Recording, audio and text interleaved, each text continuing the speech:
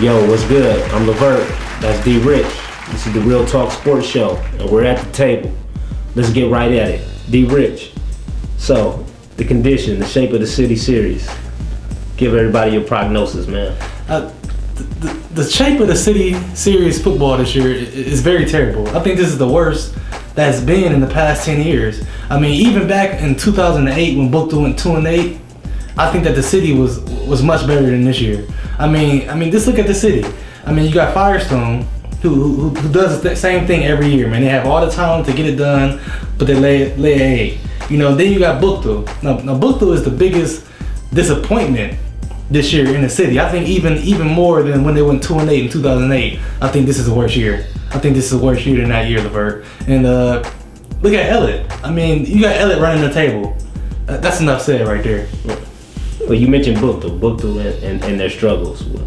What do you see different from that 2008 year when they were 2-8? Even when they were 2-8, they played much harder and much tougher. You know, at least they had a little bit of physicality on the team. This year I see them on the defensive side of the ball.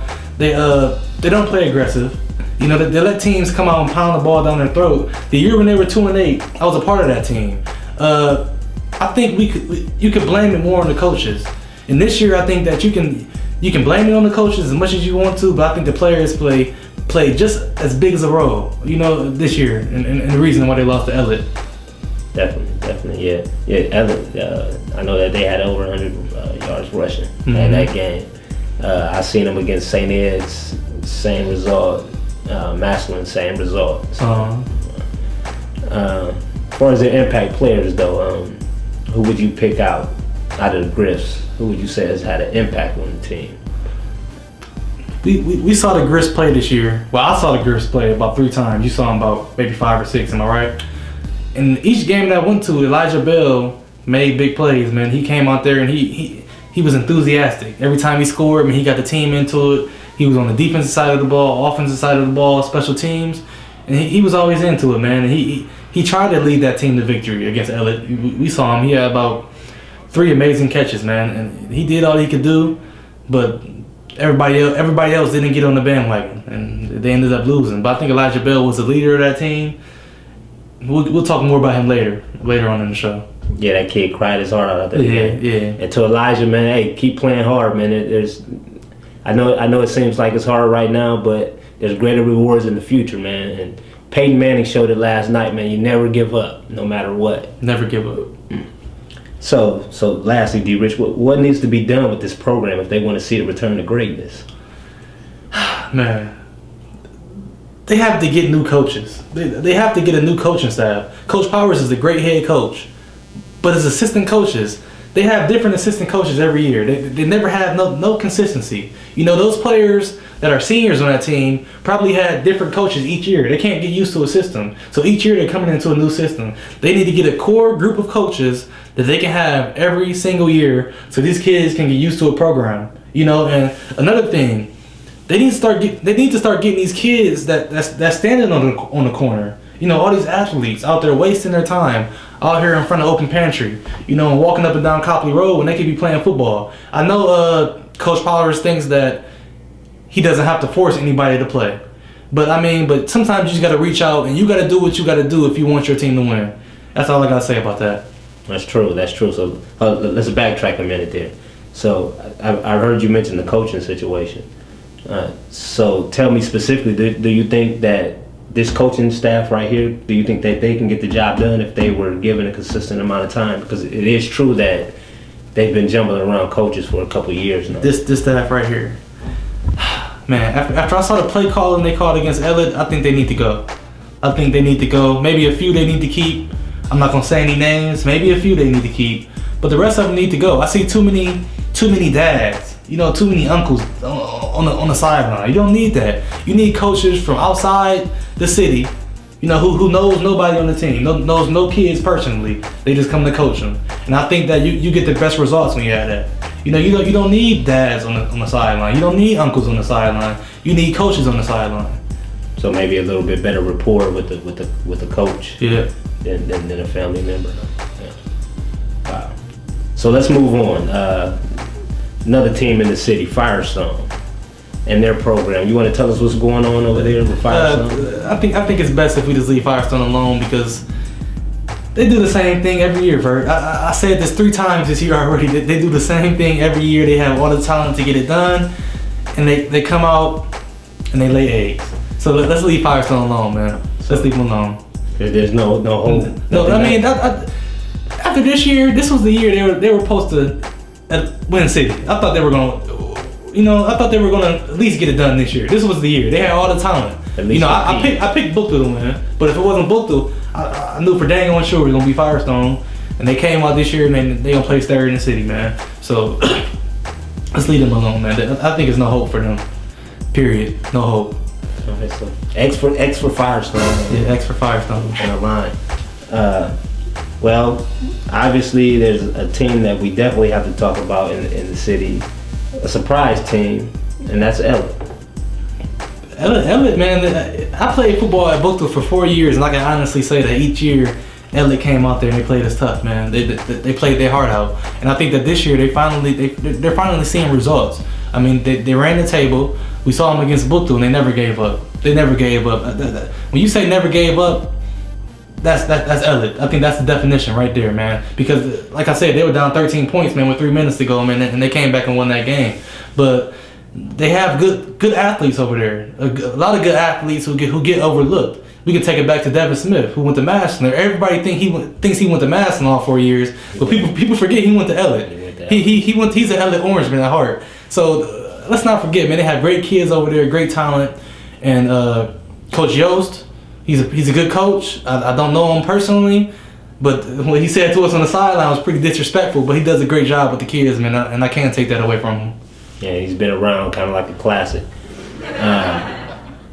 There really were no. I like the way that Ellet played as a team because they made it happen as a team. There really were no true superstars that night that we seen them play Buchtel, but they were together and they stood together and they fought and they hung in there. Kudos to Ellet. They're gonna win. They're gonna win their first. Ellet, that's a round of applause for Ellet, man. They're gonna run the table this year, man. Shouts out to y'all, man, for real. And they're gonna win their first city and what? And I don't know. I don't know how long I'm gonna make that statement. They might never won one. I don't know. I'm gonna check my stats. All right. Okay. So, who do you think should win City Series Player of the Year? Elijah Bell. Elijah Bell should win City Series Player of the Year for the fact that he played hard every game. Every game you went to, he made a big play. There's maybe some more names that you could throw out there, like Turner from Firestone or Gladney. But Elijah Bell stood out. He stood out every game that he played, and he played hard, man. Great athlete. He can, like I said, he can play any position at the next level. And I think that this year he showed that. And I think if he keeps working hard, man, he's not only going to win City Series Player of the Year, but when he moves on to college, I think he can win, be all conference, all American. It's the work ethic, man. It's a matter of work. I think he has the talent to get it done. Kid seems to get it. He does. All right. Best team that we've seen so far. Best team. You said best team, right? Best team. Not best players. Now, if it's best players, Glenville, you'll have it, because y'all got athletes over there, man. But the best team that I've seen play so far, I'm gonna leave St. Ignatius out. Because that's a well-oiled machine every year. And I expected to see that out of them. But the best team that I've seen play so far has to be the Massillon Tigers. I saw them play against Buchtel, man, and that quarterback Kyle Kempt. He had offers coming into Massillon, as a freshman. And a lot of people ask the question, was he overrated? Well, no, he's not overrated. I'm gonna answer that for you right now. I saw this kid play against Buchtel, man. He lit him up, and he's been lighting up teams all year. They sitting at 6-1 right now, and they got St. V coming up, who we will be there. We will be there live. And St. V is the second best team that I've seen play, but I saw them play Hoban, and Hoban was 0-4. So I expected them to come and dominate. But I'm gonna be at this game and I'm gonna see what they're about, man. But the Massillon Tigers, man, they look good out there. They lost one to Glen Oak by 4 points, but they look good out there, man. For real. and I must say this of Kyle Kempt. There's not too many high school quarterbacks I've seen go through progressions in a game. Mm-hmm. You know, one receiver's covered. You know, I'm on to the next. Right. It was unbelievable. Unbelievable. We're going to see that kid coming up against St. V too. So look out for that.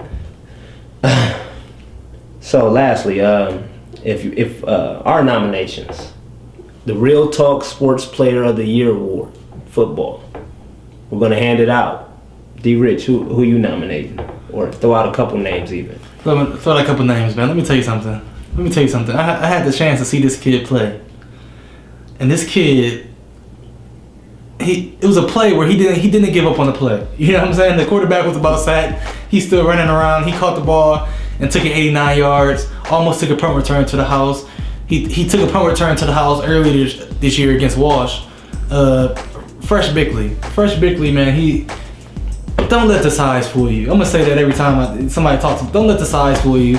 He stands about 5'7", 5'8", if that given. He's fast as lightning. Elijah Bell is also in the running for sure.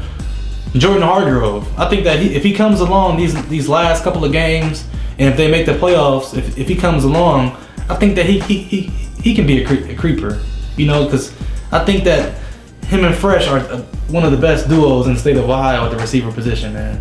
But I think that those three are definitely the top three for me. What about you? Who do you think? I'm going to mirror. I'm going to mirror what he's saying because all those names are good, and I'm definitely going to throw this in there that Jordan Hargrove is underrated because of the level of competition they're playing. They're playing in Division III.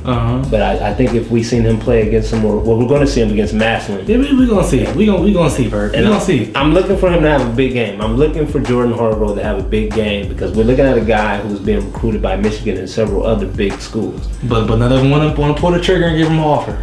You know, so I mean, I think that he's a Division I talent. He's a Division I talent, but I don't know why they're not pulling the trigger. It must be something that we don't know behind the scenes. I thought for sure this kid would have an offer by now. Work ethic or something, maybe. I don't want to speak on it. He's a great kid. And I talked to him. I had the chance to interview him this past summer. Great kid. And let's also talk about Gareon Conley. This is a kid that, man, he's very humble kid, man. Gareon, keep being humble like that. It's not too many humble players like that, man. I had the chance to interview him after the Massillon Buchtel game, man. He told the other reporters, "Hold on, I'm talking to him right now." Hey, shouts out to you, Gareon, man. Very humble player, man. That's real talk. Real talk.